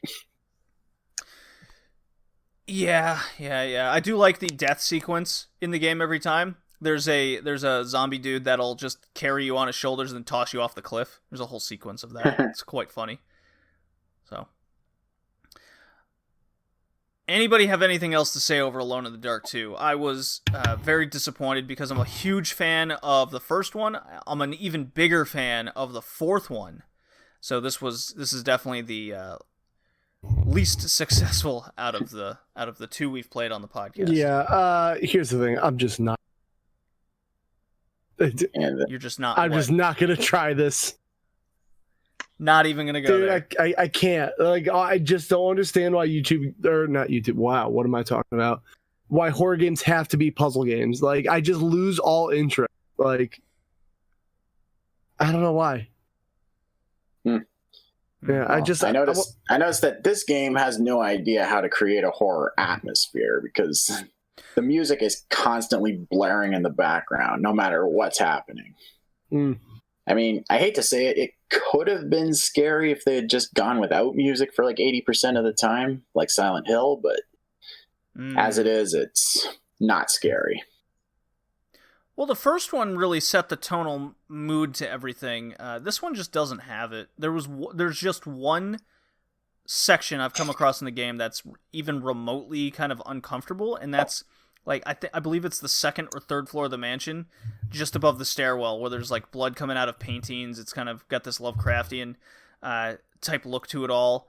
But mostly the game is just you're in a mansion and there's zombies shooting at you with Tommy guns. So I'm like, kind of missed on that part. So, yeah. Not to get too kind of off topic, have you played the new Alone in the Dark? Well, newer. What, on the Wii that came out? Well, it was on the Wii and the 360 and the PS3. No, I never played that one. I've heard terrible things. I would honestly love to see you play it just to see how fucking mad it drives you. Like, honestly. Yeah. Alone in the Dark's a very strange franchise. Yes. That's for sure. Yeah. So. Anyways. Hate to say it, but yet again, another 3DO game just gonna have to fail. No, stop. Don't fail it. Why would you? Yeah, it did not get good reviews. No, Surprising, who right? would have guessed? Why? Yeah. No. Yeah, easy fail. Yeah. Jay, in your experience with Alone in the Dark 2, what did you experience that was so great? Let's move on. Oh! Fucking got him. All right. Let's see. Colin, your amazing game. Yes. I chose Beyond Good and Evil. Wait. For what? Wait. How did this tie into parenting again? Because the children was missing. That was it. Because our main character and her uncle run an orphanage, and those kids get taken in the second half of the game, and she has to try and get them back. So, Okay. But up to that point, she's something of a mother figure, or at the very least, a big sister figure. That's right. Oh, and for those that are wondering, Alone in the Dark 2 probably goes about 6 hours if you read the walkthrough. Got it. And then it goes for about like $60 on the 3DO. Neat. Whoa. Cool, right? Yes. How much did you spend on it? I think I spent $45. Too much. Oh, man. Fucking. Anyway. Gotta get that 3DO collection going. Very important. Go on, Colin. Okay. So, Beyond Good and Evil for PS2, GameCube, and Xbox. It's developed by Ubisoft Milan and Ubisoft Pictures, and published by Ubisoft. Released on the PS2, GameCube, and Xbox worldwide on November 11th, 2003. Seems a bit odd to release it on Remembrance/Veterans Day, but whatever. Now, like I was saying before, well, this leads into it. The game takes place in a Star Wars-like world, specifically focusing on planet Hillis, a world periodically besieged by an alien race called the Doms. Cool name, by the way. The Dominatrixes, yes. Love to see where this goes. Yeah, Hillis is supposedly protected by a military dictatorship called the Alpha Sections, but they don't seem to do a very good job. One would almost think they're doing it on purpose, but who ever heard of an authoritarian government being corrupt? Never happens. No way. Anyway, our heroine Jade and her uncle Paige, a pigman. By the way, his name is spelled Pey''J. And they live on Hillis and run an orphanage for children who lost their parents to the Doms attacks. And after they themselves are hit by an attack, Jade gets recruited by an organization called the Iris Network, which is an underground resistance group fighting the Alpha Sections, and they send her to document and expose the Alpha Section's dirty dealings with the Doms. Not really a spoiler, the game tells it to you in the first hour. And I made a comparison to Star Wars because there's like numerous different races of sapient beings in this game. Sure, absolutely. For example, the vehicle upgrade shop is run by Rastafarian rhino people, complete with dreadlocks. And of course, all the high-tech stuff that's treated as normal, even in the more run-down places. And this game is just as fun as I remember. I mean, it's pretty much a Zelda clone, but it's got a more involved story, more defined characters, and different... A little bit more linear. Yeah. Yeah, its combat is similar to Star Fox Adventures, but much smoother and less repetitive. Way better. Yeah. And it makes fighting multiple enemies way more fun. Bit like Arkham Asylum in that regard. Yeah, I suppose you could do that. Overall, the hovercraft isn't so bad either. Kind of like going about the world in that way. I liked the vehicle gameplay. It's not unlike Wind Waker now that I think about it, except you don't have to change the wind to get anywhere. But it's a smaller world for sure. But it's fun and simple to control, and when you're doing races, that's pretty fun too. And I like that one of the racetracks contains the entrance to a main plot dungeon. Yes. That was a cool thing to do. And Jade is easily one of my favorite female game protagonists. She's so well realized, even Anita Sarkeesian can't find anything to complain about with her. And that's no small feat. Please do not bring up that witch's. To date, she's one of the few characters I've seen that can successfully pull off green lipstick. It's a bold choice. It's a bold choice for sure, aesthetically. The story gets a lot of praise from everybody. It's like, and I can see where it is. It's got a lot of cool characters. It's got a cool little plot. I mean, sure, you know what's going on the whole time, but you gotta just find out the dirty details and take pictures of them, because that's the whole deal with all the dungeons. You're going into the alpha sections, secret bases, and taking pictures of certain things that would incriminate them. Yeah, it plays like this hybrid action stealth game where because of the plot that's unfolding, you're trying to take pictures to prove that the government is corrupt. It emphasizes the stealth in those section. Yeah, and then it'll build to a more action sequence in which you use Jade's staff attacks that you can, what do they call it, the gyro glove or something or another? Yeah, you can like fire gyro discs. Gyro you can glove. fire gyro discs. A reticle will come up in which you kind of slow down the character in battle going on, and then you can line it up to get a bigger attack. Really cool combat system, very unique to it. You said it was like Star Fox Adventures, I guess just in terms of just regular melee attacks, but it's just this extra emphasis on making the gameplay a little bit more deeper that's very, very enjoyable. Yeah, for sure. And the gyro disc thing is also useful for solving puzzles, because sometimes you're stuck in a force field and there's a switch on the other side that you have to hit. So you just bring up the reticle and fire a disc, and then it'll deactivate the force field. Easily one of my more favorite games that take place taking care of orphans. Yeah. I think it's definitely up there. But JD, it has orphans, therefore you must hate it. Oh, I definitely hate the little orphan part at the beginning. I'm glad we get as far away from them quickly. I knew you were a... What was that? I love how you're just cutting out all the time when you got to make a point. I don't know what to do. I quit. I quit this fucking cast. Don't worry. Maybe, at least your Discord hasn't crashed. Maybe check your input slider. I honestly have no idea. Just going. It's Jesus Christ. It's probably know. Your slider. Listen, I don't know what slider you're talking about. It's in user settings on Discord. You just click to and audio, and then it'll. And now Colin's Yeah, doing it. exactly. Like, all right. What a disaster. How about now? Yeah. Settings, see. voice and video, and then. Stop touching things, Colin.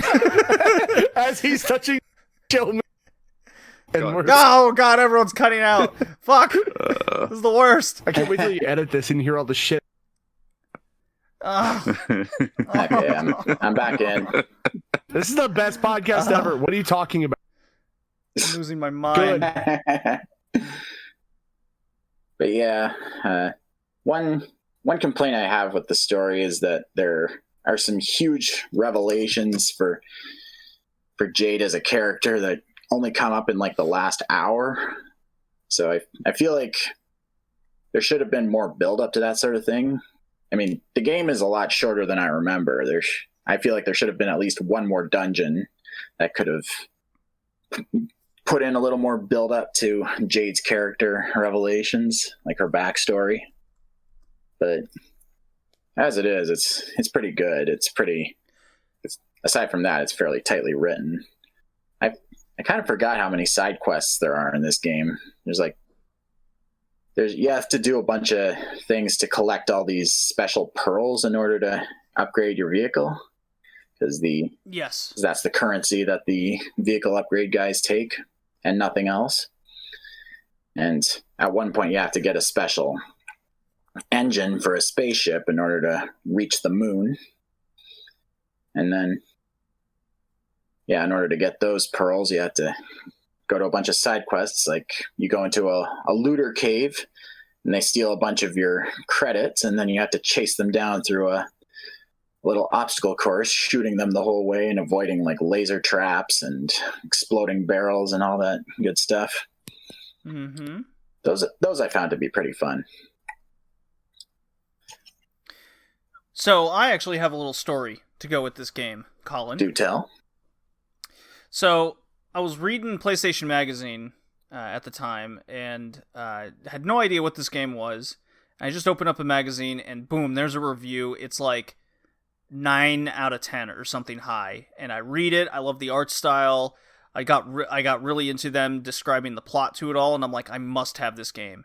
Because at the time, to my knowledge, there wasn't a lot of games like this. Yeah. And I wanted something different to play rather than, continuing the Twisted Metal and driving games. This looked right up, so I just had to get it. I got it shortly before a bowling tournament I was going to, and I actually brought my PS2 with me on the bowling tournament for that weekend. And in between shifts, we'd go back to the hotel, and my mom would actually play this game with me because she was actually very much into the story. Oh. And she really liked the music. She really liked the character. It's one of the few games from like start to finish that we've played together. And of course, I use her playing it very loosely. She hung in there. But the music, I remember as a kid, her being like, "What is going on with this?" And then she'd be at the tournament, and she's like got it stuck in her head with the whole cafe music, the cowabunga, whatever it was. So I have very fond memories of this game. This does hold up incredibly well. I played this for at least 4 or 5 hours going into it, and then realizing the game clocks in around 12 hours. Yeah, that's about how much I played before beating it. Yeah, so it's not incredibly long for a long drawn-out story, but then again, we're comparing it to kind of games that are coming out today with long-ass stories. I mean, fuck. Last of Us Part 2 was like 30 hours or whatever, 20 plus. Final Fantasy VII Remake is 30 plus. Ghost of Tsushima is probably going to run me 30. Fuck, even Sly Cooper 2 that we discussed on the previous podcast, that's an over 15-hour game. Yeah. So, comparatively, yeah, this is on the shorter side, but I thought it didn't overstay its welcome, and the time frame was just used amazingly. Colin, we've gushed about this game enough. I think we need to hear from Kevin and Jay about Beyond Good and Evil. Well, so the thing about Beyond Good and Evil keeps getting voted. All right, Colin. Okay. And Just you and me. We're gonna finish this. It's a disaster. I've just cut them out. too bad. So we both love this game. It gets high marks. Easy pass, right? Easy pass. All right, let's get on to our very last game. And again, guys, for listening, I'm just gonna get their tiers post-cast and put that out on redleafretrocast.blogspot.com. Hope everyone forgives. We just had a ton of technical issues on this podcast. We are never recording in Discord again after this. Yeah, it's not helping. Anyway, so I believe Joey picked this one? Yes. Yeah. It is Silent Hill on PlayStation 1, as we mentioned earlier in the cast. Now, I don't have the Wikipedia article up, so I don't know what the specs are. So I'm just messaging them to give me their tiers, so at least I can possibly get them on the podcast. Developed by Konami, published by Konami, released. This was actually later than I thought it was released. It is February 1999. I thought this was like a 1997-ish game. Yeah. To think that it came out like almost in the new millennium kind of was eye-opening, because I thought technically, from a technical standpoint, this first Silent Hill blew my mind away. Oh, yeah? Yeah. Because it's not like the pre-rendered graphics that we experienced in Alone in the Dark 4. It's not like Resident Evil, although you can kind of tell that the game takes a lot of inspiration from how Resident Evil carried itself through a horror game. Oh, yeah. Yeah, but a lot of this is Silent Hill is very more cinematic focused, and it's 3D models on a fully rendered fully rendered environment, like the whole town, and then you go to all these different areas, and it just all proceeds into each other with this very much larger overall story plot point to it all. Because you play this for the story, while Resident Evil is kind of more action horror oriented. Yeah. With its crazy puzzles. Silent Hill is all about the environment and making you unsettled. I mean, just from beginning in the first game, in the first moments here, where you get that full intro sequence of the car crash and the guy Harry waking up and his daughter's missing. There's your bad parenting moment. So I don't think that's bad. He saw somebody in the middle of the road, tried to swerve to avoid, and then that happened. Yeah, but then his daughter's missing. I mean, come on, should have been there for her. So he goes and he just sees her for a second and goes chasing out after this town, and then he sees just this body hanging, and that's when you first hear the siren and shit goes down. Yeah, it's like when he's walking through that alleyway for the first time, the camera starts doing all these weird twisty turny things like a horror movie, and then that's like legitimately spooky shit right there. And then gets swarmed by a bunch of these monsters with knives, and then passes out, and then wakes up in a cafe with this cop lady. Right, yeah. And then, yeah, she gives him a gun as he moves to go out to find his daughter, and then yeah, from there he's searching the town looking for his daughter, coming across various dead ends where there's gigantic fucking holes in the ground. So that kind of creates a bit of linearity, kind of guiding you along a certain path. Yeah, you definitely need to find the map at the beginning of the game, map of the town, so you can really keep track of where you are. Yeah. And it doesn't tell you where you are on the map. You have to actually look at the street signs and shit and landmarks to locate yourself. So really gets you that sense of reality. Yeah. In that sense of it, albeit kind of annoying because you have to constantly like, where am I? Get my bearings again. Blah blah blah blah. You eventually learn the layout of the town, though. Yeah, that's the thing with this game. There's constant fog, because it's sort of a clever way of working with the limitations of the PlayStation hardware, because you can only see like a few feet in front of you, and then it's crazy brilliant. Yeah. And enemies can leap out and attack at any moment, and the only warning you have is like your pocket radio emitting static when they're near.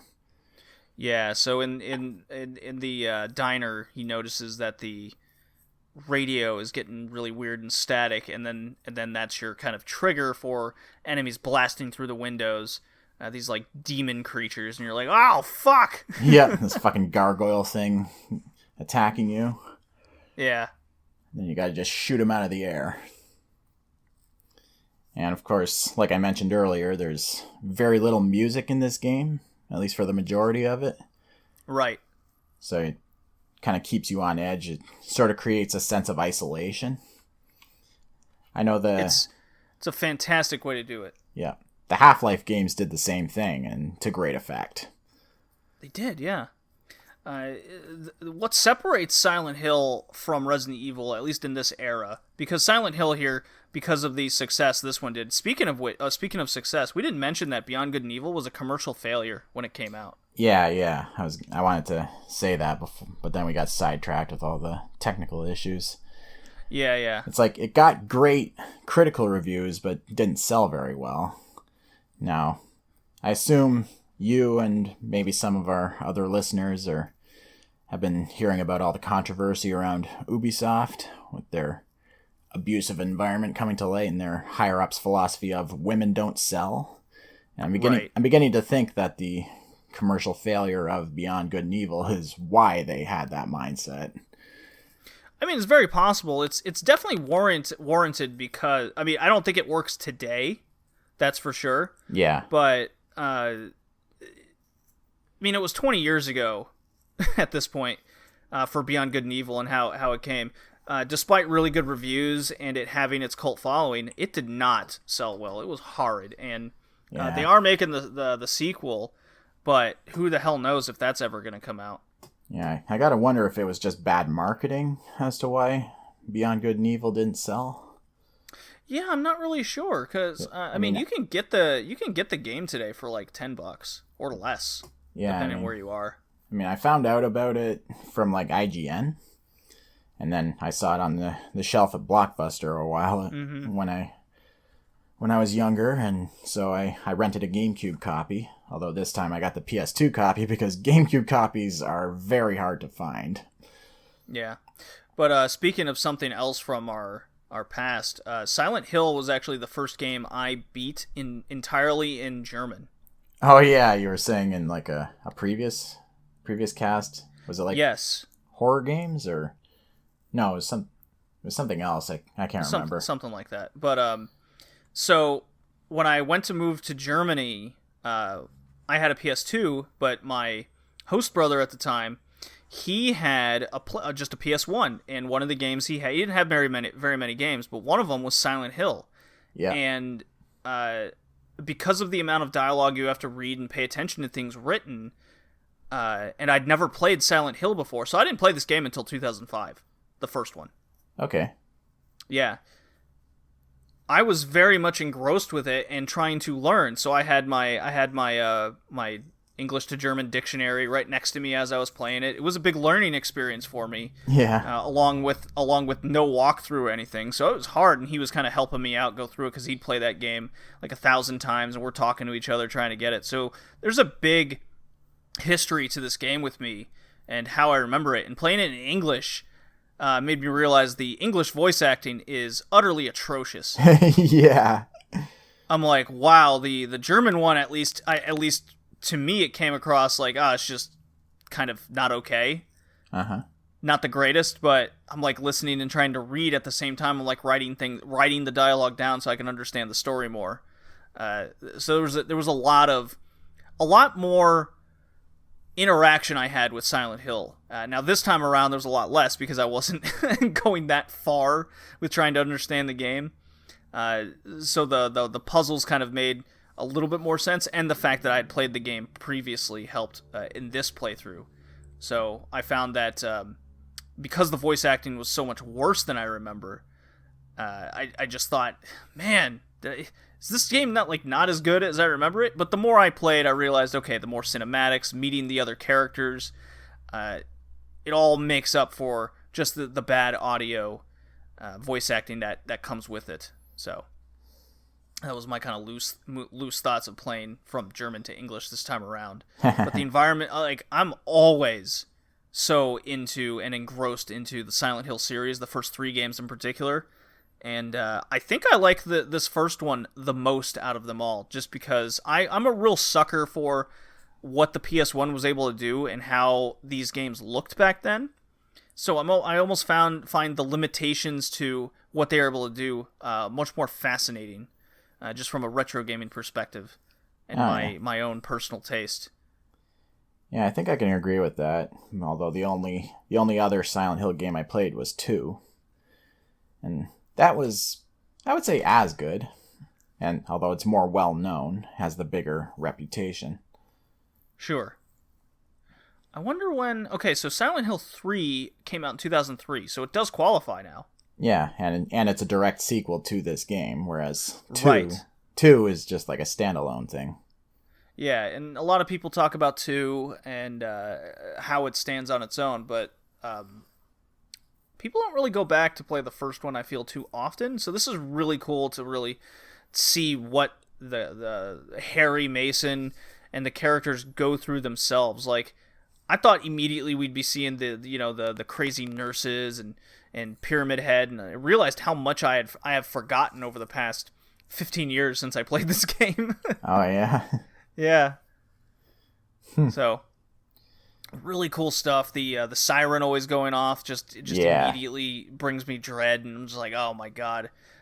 What did you think of the mechanic that they put in this game that Harry, because he's not a experienced gunman, let's say, that your bullets will miss its targets quite often? Well, I was playing on normal difficulty, so I had a bit of accuracy. Basically, maybe it was just how I timed my shots when the enemies were closer.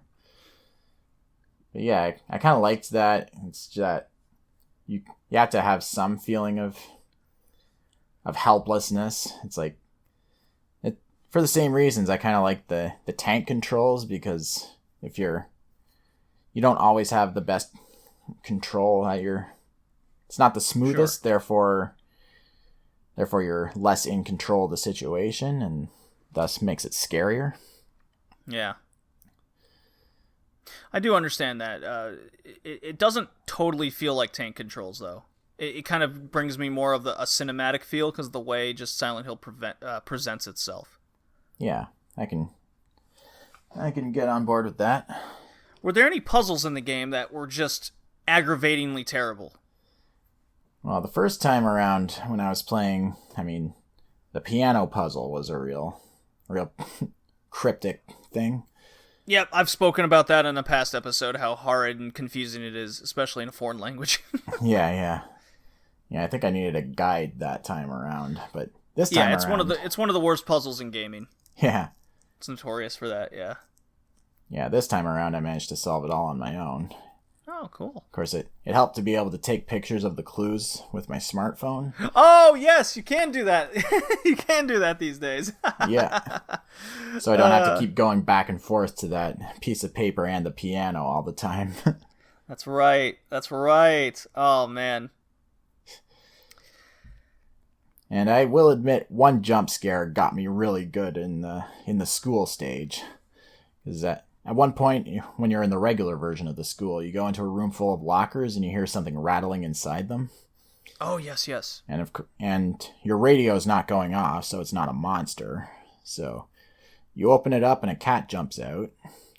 Not particularly classic. Not particularly scary on its own, but then you go into the hell dimension of the school version of the school, and then you come across that same locker rattling. You open it, and it's empty, save for blood smeared all over the interior. But then as you move to exit the room, you hear a loud bang, and then a body falls out of a completely different locker. That actually made me jump. I was like, holy shit, I was not expecting that. So there's a huge in-depth plot to this game that it's almost too much to really dive into, but the point is you come across the characters, and there's hellscapes and shit you got to go through, and there's multiple endings. There's a bad ending, a joke ending, and a good ending. Yeah. The joke ending's really funny. If I'll spoil this one, Harry is abducted by aliens, which is quite funny. And then, of course, you can imagine what the quote-unquote bad and good endings are, depending on what you've done for sequence of events.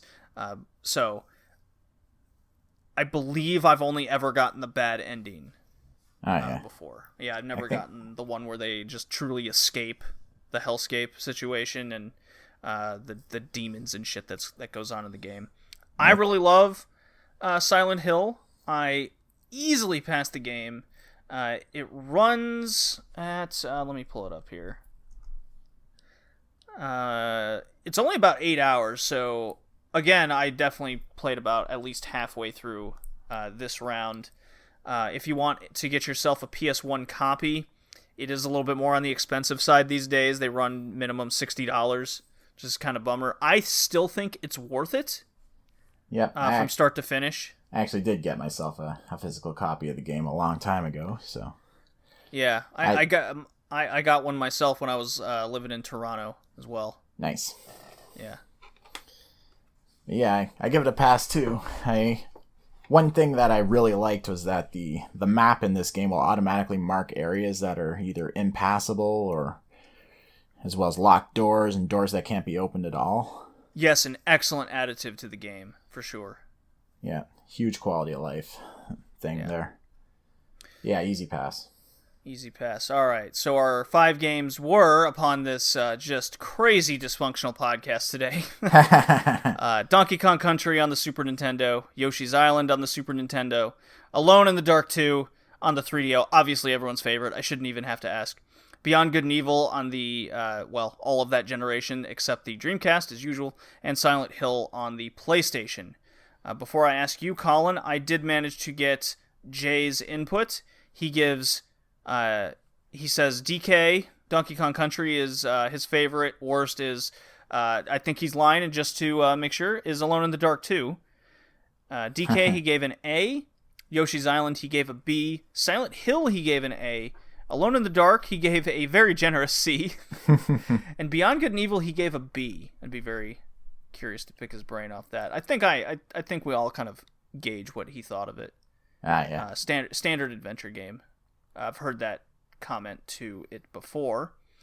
Kevin's tiers was, he apologized for it being a mess. DK an A, Yoshi's Island a B, Beyond Good and Evil also a B, Alone in the Dark also a C, and Silent Hill an A. So I think that's the exact same. Huh. I pull it side by side here. DK A, Yoshi B, Silent Hill A, Alone C. Yeah, the exact same grades those two gave. How about that? Huh. Neat. And what did you think, Colin? Favorite, least favorite, and your tiers? Favorite? That's a tough one. It's between Donkey Kong Country and Beyond Good and Evil. I think...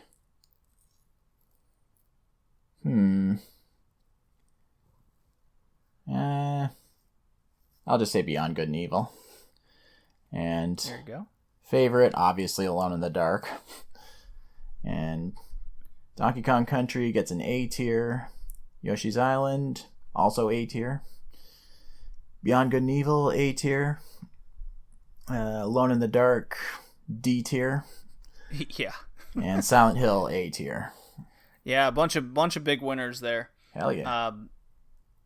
Yeah, I mean, as much as I like to joke around, yeah, Alone in the Dark 2 is definitely the least favorite of the podcast of all the games we played. My favorite, I'm actually going to go with Beyond Good and Evil, despite my high praise for Silent Hill. Nice. It's just on the little too difficult side, and some of the puzzles are, well, the piano one goes without saying. But my favorite one's Beyond Good and Evil. I truly love what Beyond Good and Evil did and does. I don't really have anything poor to say about the game in general. I think everything flows very, very well. I'm going to one-up everybody and give it an S. Nice. Yes. Silent Hill does get an A. If it did fix a bunch of its kind of crypticness of it, that's what is keeping it from an S to me. DKC is just one of the more famous platformers out there. Also an A tier. So straight A's from everybody on that one. All Yoshi's right. Island, I just find it too simple. Oh, yeah. Yeah, I don't think it's for me per se. I still recognize it's a good game. I just don't think it's like this universal 9, 10 out of 10 praise type thing. Oh, yeah. I just think it's a good, solid experience. So I'm actually going to give that a B. Alone in the Dark 2, I'm with you. It's a D. If it was like mechanically unplayable or something that just incredibly pisses you off, then that's what's keeping it from an F. I don't think it's as bad as those. It does still have its Alone in the Dark charm to it. Not fully, though, so it gets a D. So yeah, that's bad parenting. Episode 74 of the Red Leaf Retrocast. Our next episode is my theme pick, which is graphic adventure. Ooh, So- this should be interesting. More or less point-and-click adventure games on console. All right. Yeah, and if you don't think I have 3DO games picked, you are mistaken. Hopefully the next podcast will go much more smooth. We are probably going to do Skype or Zoom from now on. Yeah, I have Zoom, sense. so if we do do not, Zoom, but I have Skype. if we do Zoom, then I can have everything on one computer again. Well, we'll have to set up Zoom and try that out, since All right. that's the new hotness. All right, everybody. Red Leaf Retrocast episode 74. We're out of here. Bye now.